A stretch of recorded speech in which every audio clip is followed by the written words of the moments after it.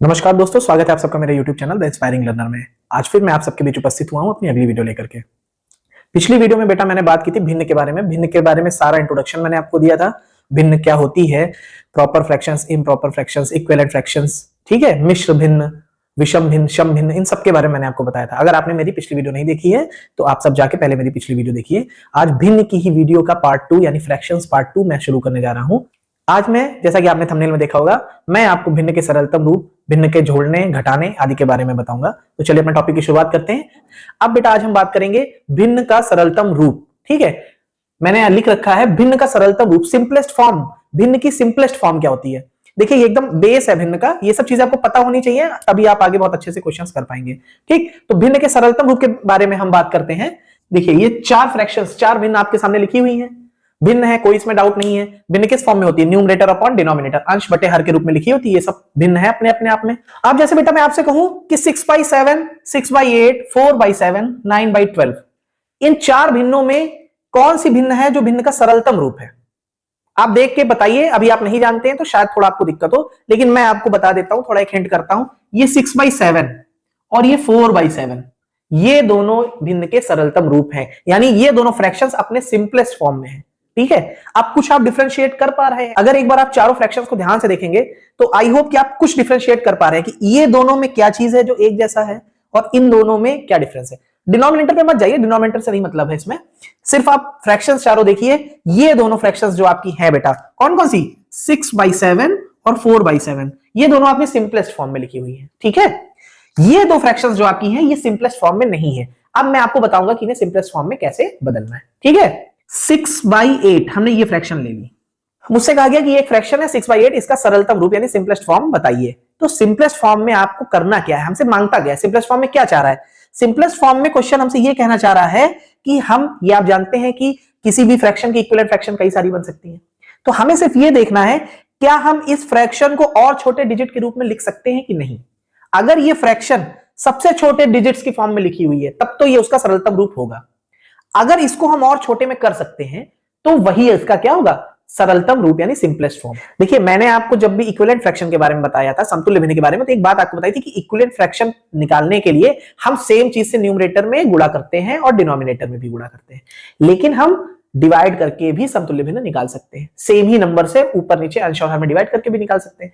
तो यहां पे वही चीज यूटिलाइज होगी, डिवाइड करने वाली फॉर्म। हमें ये देखना है क्या कोई कॉमन नंबर है जिससे न्यूमरेटर और डिनोमिनेटर, अंश और हर दोनों डिवाइड हो रहे हैं। अगर है तो हमें कर देना है, और तब तक करना है जब तक डिवाइड होना बंद ना हो जाए, ठीक है। बात आई समझ में? पहले करेंगे डिवाइड, अगर किसी कॉमन चीज से डिवाइड हो रहा है तो वो हम कर लेंगे, उसके बाद जो हमें मिलेगा उसको भी देखेंगे कहीं वो भी तो नहीं किसी और नंबर से डिवाइड हो रही है। जब बंद हो जाएगा डिवाइड होना तो जो फॉर्म हमें मिलेगी वही क्या होगी? Simplest form. अब मुझे ये बताइए 6/8, चलिए यहां से ध्यान दीजिए। 6/8, 6 और 8 कौन सी ऐसी कॉमन नंबर है जिससे दोनों में डिवाइड चला जाएगा? बहुत आसान है, 2, सब 2 से चला जाएगा, ठीक है। तो दोनों में, अंश और हर दोनों में 2 से आप डिवाइड करके देखिए।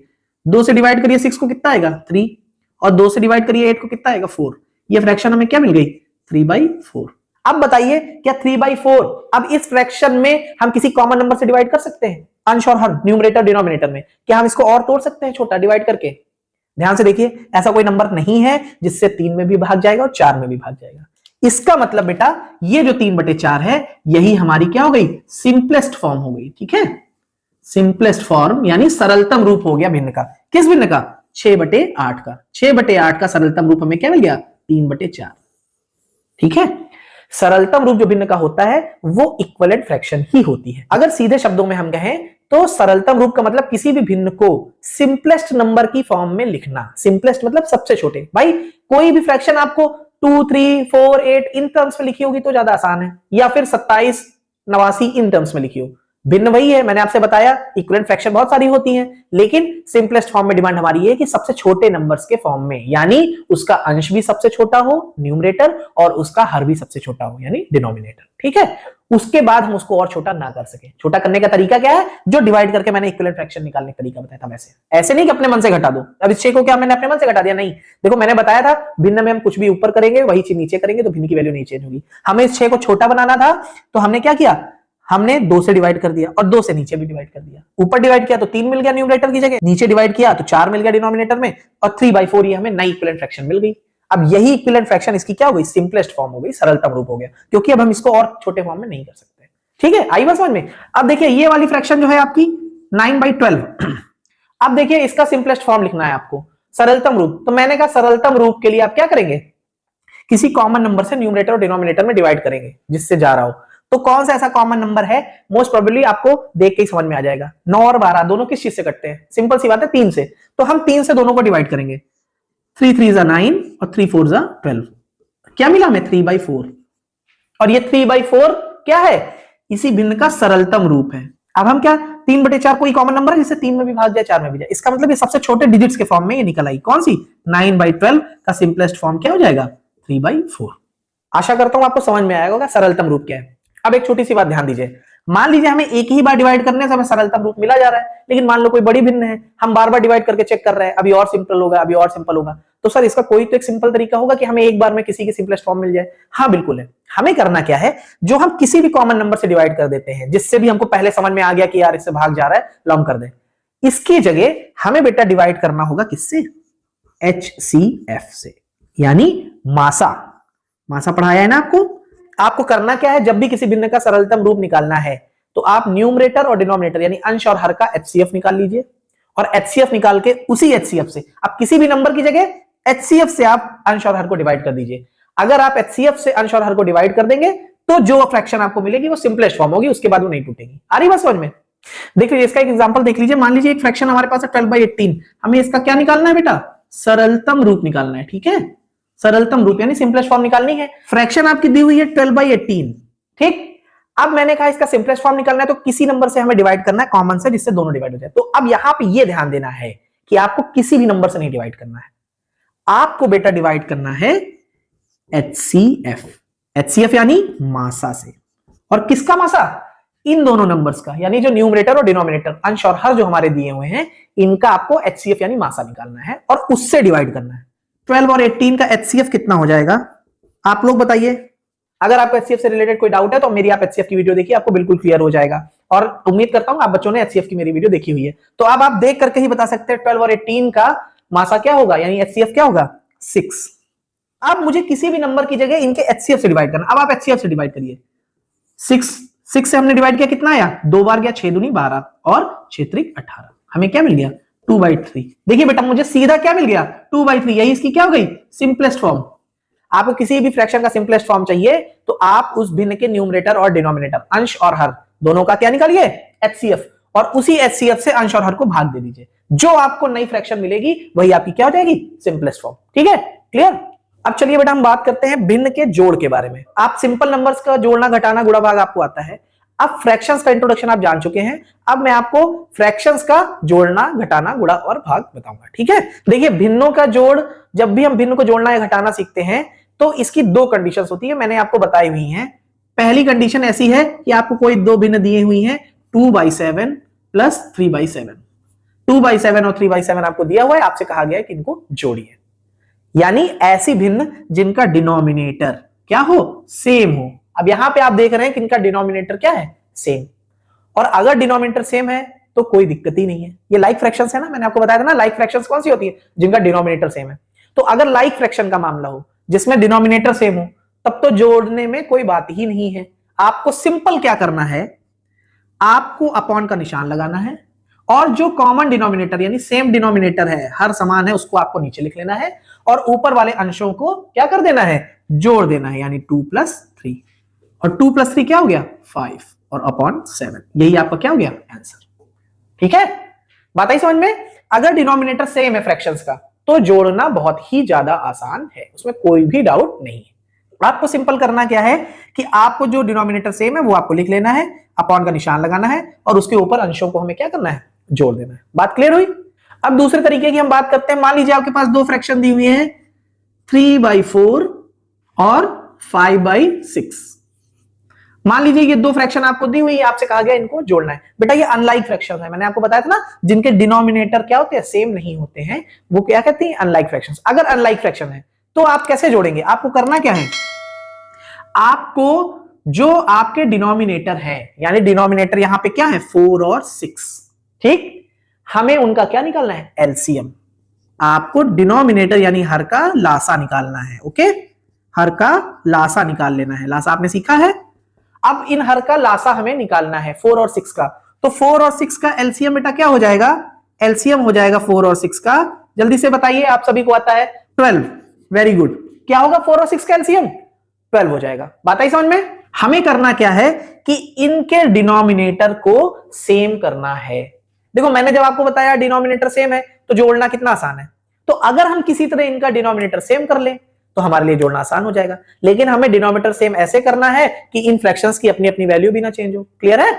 हमें करना क्या है कि इनके हर का सबसे पहले ले लेना है एलसीएम, और जो एलसीएम आएगा वही हमें इन्हें बदलना है उन्हीं में। ठीक, अब देखिए ये फ्रैक्शन लिखिए 3/4, हमें इस 4 को 12 बनाना है, 12 बनाना है। क्या करेंगे सर? 3 से गुणा करेंगे।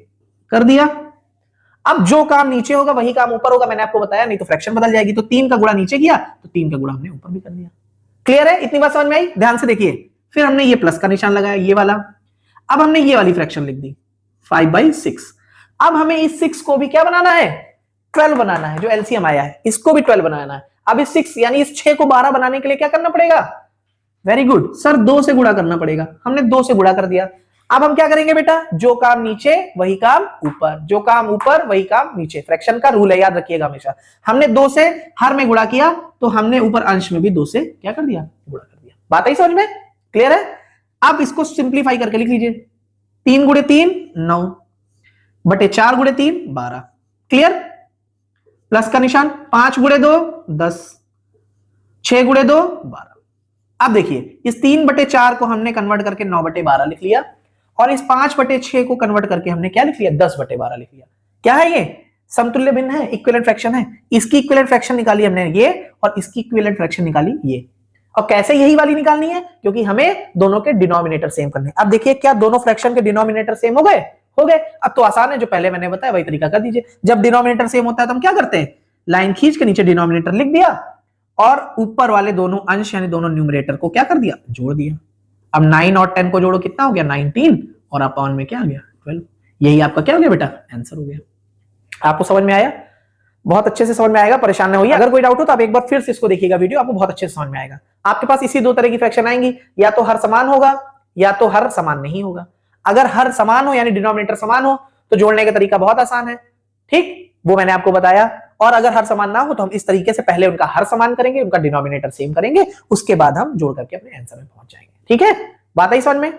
अब चलिए बेटा हम बात करते हैं भिन्न के घटाने के बारे में। भिन्नों का घटाना हम कैसे करेंगे? जैसे आपने जोड़ किया है वैसे ही आपको घटाना परफॉर्म करना है। मान लीजिए आपको कोई 2 फ्रैक्शन दी हुई है, एक दी हुई है 5/7 और दूसरी दी हुई है 2/7। ठीक है, आपको 2 फ्रैक्शन दी हुई है, बीच में माइनस का निशान है कि घटाना है। सर कैसे करेंगे? ठीक, अब आपको करना क्या है? वही मैंने जैसे आपको जोड़ने में सिखाया कि आप पहले देखिए क्या ये लाइक फ्रैक्शंस है, मतलब क्या इनके डिनोमिनेटर सेम है, क्या इनके हर समान है? हाँ, इनके हर समान है, तो बहुत आसान है। अब हमारे पास ज्यादा कुछ काम बचा नहीं। हमने क्या करना है? हमें एक लाइन खींच लेनी है, और जो हर समान है उसको नीचे लिख लेना है एक बार। अब ऊपर वाले न्यूमरेटर को घटाने के ही क्रम में वैसे ही लिख लेना है। क्या? 5 - 2, यानी ऊपर वाले अंशों को हमें घटा देना है। अब 5 में से 2 गया, कितना आया? 3, और नीचे क्या बचा? 7। यही आपका बेटा क्या हो गया? आंसर।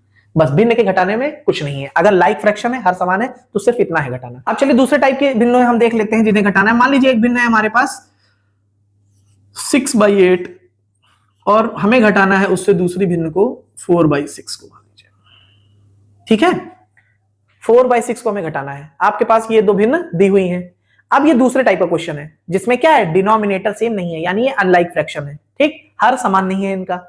तो मैंने कहा क्या, आपको जोड़ने में मैंने बताया था कि जब ऐसी भिन्न ऐसी फ्रैक्शंस हमारे सामने आएंगी जिनके हर समान नहीं हो तो हम पहले उनका हर समान करेंगे। और हर समान करने का पहला स्टेप क्या है कि हमें जो भी इनके हर हैं उनका क्या निकालना है? वेरी गुड, एलसीएम निकालना है। तो हमें किसका किसका एलसीएम निकालना बेटा? 8 और 6 का।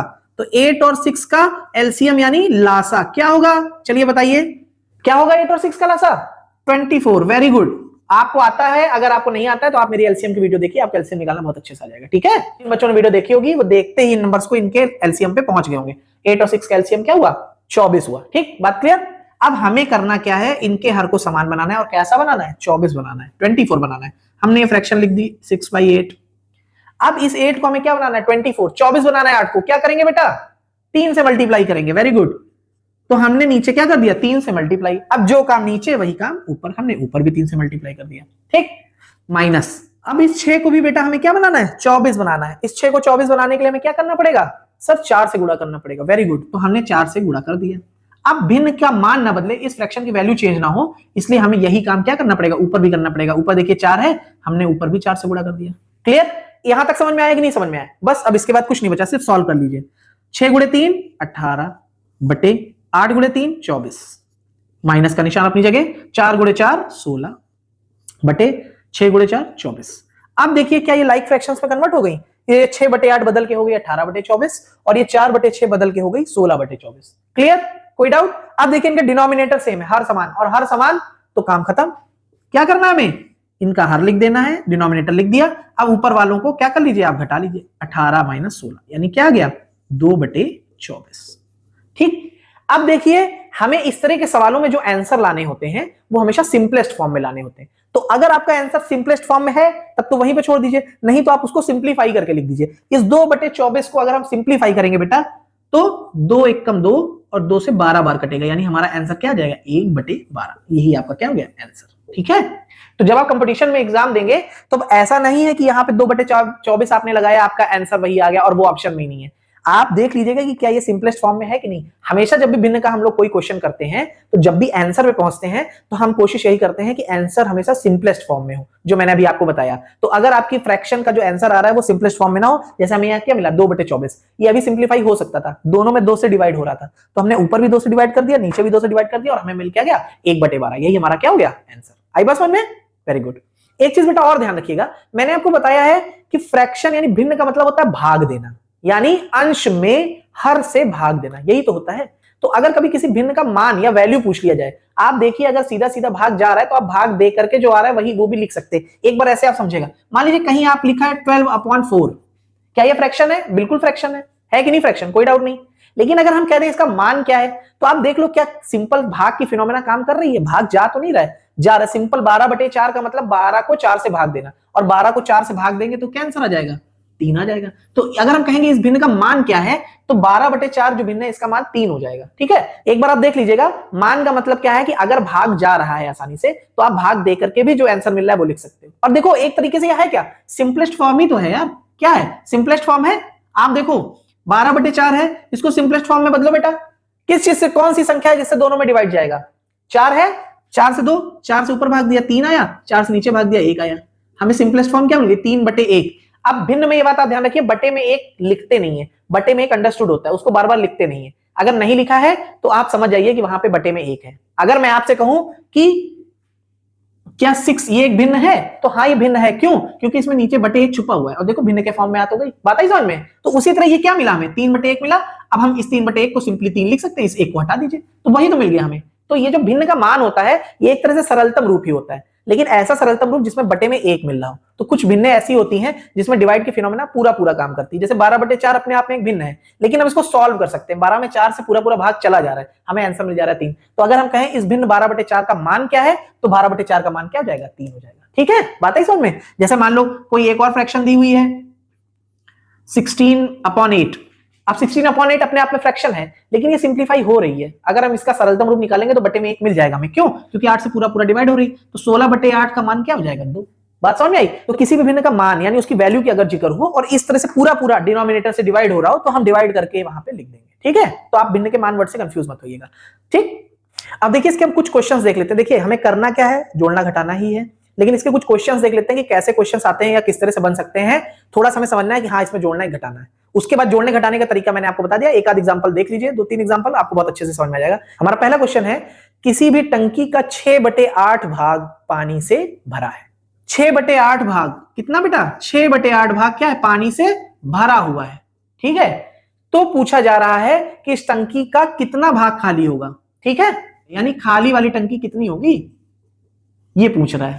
ठीक, बहुत ही सिंपल है, फ्रैक्शन का सवाल है और बहुत ही ज्यादा सिंपल है। ठीक, अब इसमें इस सवाल से देखिए आपको एक चीज और सीखने को मिलेगी, एक नई चीज, थोड़ा ध्यान रखिएगा कि आप इसमें कहो कि सर इसमें तो एक ही फ्रैक्शन दी हुई है। पहली चीज, सबसे पहला सवाल आपके दिमाग में आ रहा होगा कि सर इसमें तो एक ही फ्रैक्शन दी हुई है, तो हम एक ही फ्रैक्शन में जोड़ेंगे घटाएंगे कैसे? इसमें एक फ्रैक्शन नहीं दी हुई है, इसमें दी 2 फ्रैक्शन है और दूसरी फ्रैक्शन आपको अपने दिमाग से निकालनी है। ठीक, देखिए मैथ में मैंने आपको बताया कि हमेशा अलर्ट रहिए, कई चीजें, कई फैक्ट्स सवाल में ही छुपे होते हैं, उन्हें आपको निकालना पड़ता है। ठीक, मैंने आपको बताया कि लैंग्वेज का काम सिर्फ डेटा एक्सट्रैक्शन है, यानी आप उससे डेटा कैसे निकाल सकते हो। जो उन्होंने कहानी कही उससे हमें कितनी चीजें पता चल रही हैं, उन्हें आप नोट डाउन कर लो, उसके बाद सवाल सॉल्व करो। नोट डाउन कर लिया, उसके बाद सवाल सॉल्व करना कोई बड़ी बात नहीं है। ठीक है, अब हमारा सवाल है कि किसी टंकी का 6/8 भाग पानी से भरा है, उसका कितना भाग खाली है। तो हमने भाई लिख लिया कि 6/8 भाग भरा है, खाली भाग हमें निकालना है। अब आप देखिए बेटा, अगर हम बात करें तो कोई भी चीज अपने आप में जो भी कंप्लीट होती है, पूर्ण होती है, उसको हमेशा बेटा हम लोग मानते हैं कितना होती है कि वो 1 है। ठीक है, 1 को हम कंप्लीट नंबर मानते हैं। कोई भी चीज पूरी है, अगर हम कहें ये पूरी है, जैसे एक पूरा आम है तो उसको हम लोग क्या कहेंगे, एक आम, 1 मैंगो।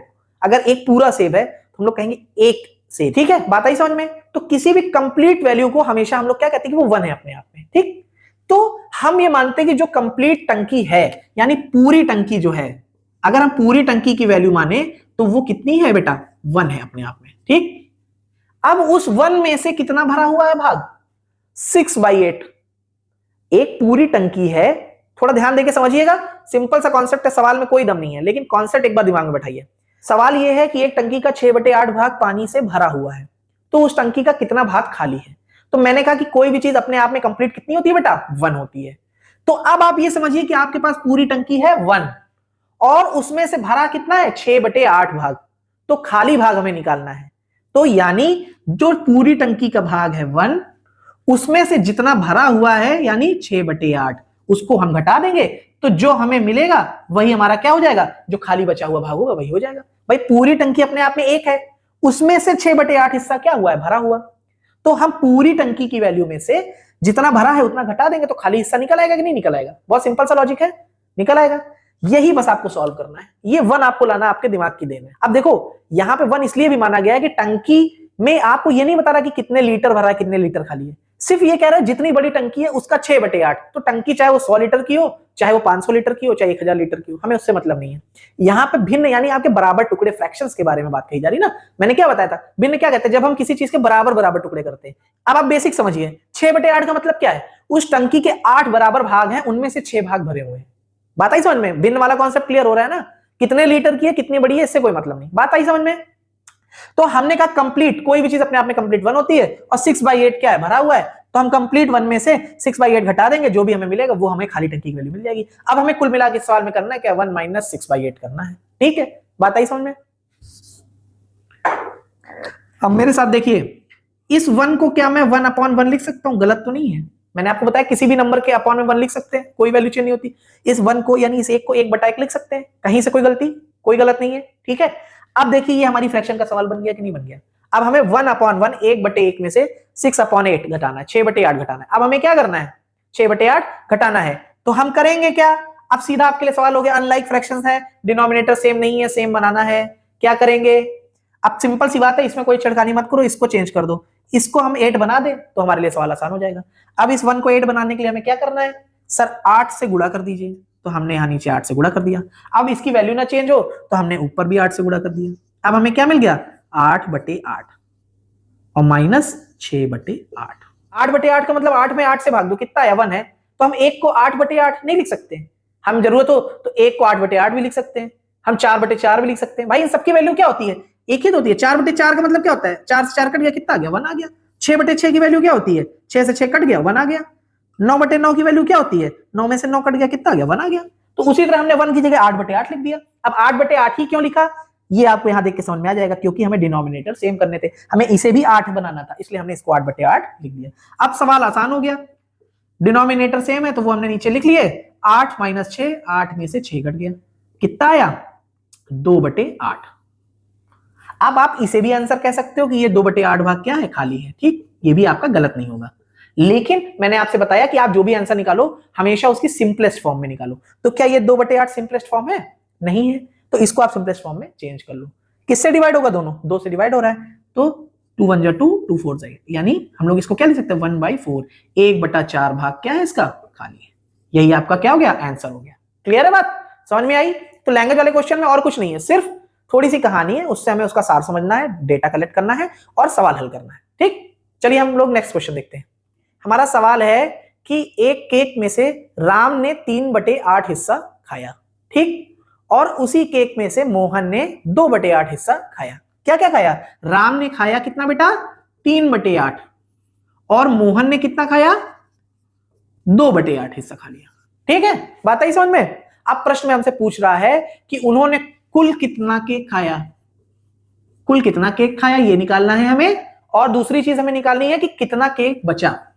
दो चीजें यहां बेटा हमें निकालनी है, कितना बचा। क्लियर है? सवाल समझ में आया? दो चीज इसमें हमसे पूछ रहा है, स्टेप बाय स्टेप सॉल्व करिए, बहुत ही आसान सवाल है। पहले पे चलते हैं, कुल कितना खाया। कुल मतलब जोड़ना, 3/8 इन्होंने खाया, 2/8 इन्होंने खाया। सिंपली हमें कुछ करना नहीं है, 3/8 और 2/8 को क्या कर देना है? जोड़ देना है। 3/8 और 2/8 को जोड़िए, डिनोमिनेटर सेम है, बहुत ही आसान है। यहां हो गया 8 नीचे, और 3 में से 2 जोड़ दीजिए, कितना या 5। टोटल बेटा कितना केक खाया इन्होंने? 5/8। ये आपका आंसर नंबर 1 हो गया। ठीक है, पहले प्रश्न का आंसर निकल आया कि इन्होंने कुल कितना केक खाया, 5/8। कुल केक कितना खा लिया? 5/8। अब नेक्स्ट क्वेश्चन पूछ रहा है कितना केक बचा। तो अब मैंने कहा कोई भी चीज अपने आप में कितनी होती है? कंप्लीट। वही चीज याद करिए, अपने आप में कंप्लीट कोई भी चीज कितनी होती है? 1 होती है। यानी कुल केक, टोटल केक कितना था? 1 ही तो था, एक ही तो केक था। तो कुल केक कितना हो गया? 1 उसमें से कुल खाया कितना गया? अभी हमने निकाला, कितना खाया? 5/8 भाग खा लिया गया। किसने किसने? राम और मोहन ने मिल करके खाया। कितना खाया? 5/8। तो कितना बचा है ये निकालने के लिए क्या करेंगे? कुल केक में से जो भाग खा लिया गया उसको घटा दीजिए। तो कुल कितना खा लिया गया है? 5/8 खा लिया गया है, और इस एक में से 5/8 आप घटा दो, यही आपका क्या आ जाएगा? आंसर। अब देखो डायरेक्ट करिए, अब एलसीएम के चक्कर में और गुणा करने के चक्कर में पड़िए। इस एक को हम ऐसा क्या लिख दें कि जिससे हमें घटाने में आसानी हो जाए? डिनोमिनेटर सेम, डिनोमिनेटर बनाना है हमें 8। तो हम क्या इस एक को, इस 1 को बेटा 8/8 यानी 8/8 नहीं लिख सकते हैं? लिख सकते हैं, बिल्कुल लिख सकते हैं। अपनी जरूरत पे मैंने आपको अभी बताया, आप एक को चाहे 3/3 लिख लो, चाहे 4/4 लिख लो, चाहे 10/10 लिख लो। हमें यहां जरूरत थी 8/8 की, क्यों? क्योंकि डिनोमिनेटर सेम करना था। इस एक की जगह हमने लिख दिया 8/8, और माइनस कुल कितना केक खाया गया है? 5/8। अब 8/8 में 5/8, अब देखिए धीरे धीरे स्टेप्स कम करते चलिए। समझाने के लिए मैं बहुत डिटेल में बताता हूं, बहुत बार बार लिखता हूं, लेकिन जैसे जैसे आप थोड़ा सा मैच्योर होइए तो स्टेप्स घटाते चलिए अपने आप। अब हम डायरेक्ट क्या लिखेंगे? इसको नीचे लिखा 8, और 8 में से 5 घटाएंगे, आया 3। यानी आपका कुल कितना केक बचा? 3/8। यही आपका कितना है? बचा हुआ केक है। ये आपका हो गया आंसर नंबर 2। ठीक है, आई बात समझ में? तो आशा करता हूं आपको भिन्नों का जोड़ घटाना बिल्कुल बहुत अच्छे से समझ में आया होगा। वीडियो बहुत लंबी हो रही है, पहले मैंने सोचा था कि इसी वीडियो में गुणा भाग भी बताएंगे, लेकिन थोड़ा डिटेल बताने के चक्कर में वीडियो लंबी हो गई। मैं अब नेक्स्ट वीडियो में आपको इसका गुणा भाग बताऊंगा, वहीं से भिन्न पूरी तरह से एकदम समाप्त कर दूंगा, आपको भिन्न बहुत अच्छे से समझ में आ जाएगी। अगर अभी भी कोई डाउट है तो आप लोग मुझसे कमेंट बॉक्स में पूछिए। अगर आपको मेरा एफर्ट समझ में आता है, मेरी मेहनत अच्छी लगती है, मेरे समझाने से आपको कुछ सीखने को मिलता है, तो मेरी वीडियोस को लाइक करिए, शेयर करिए, कमेंट करिए और मेरे चैनल को सब्सक्राइब करिए। मिलते हैं आपसे अगली वीडियो में, तब तक के लिए नमस्कार, जय हिंद, वंदे मातरम।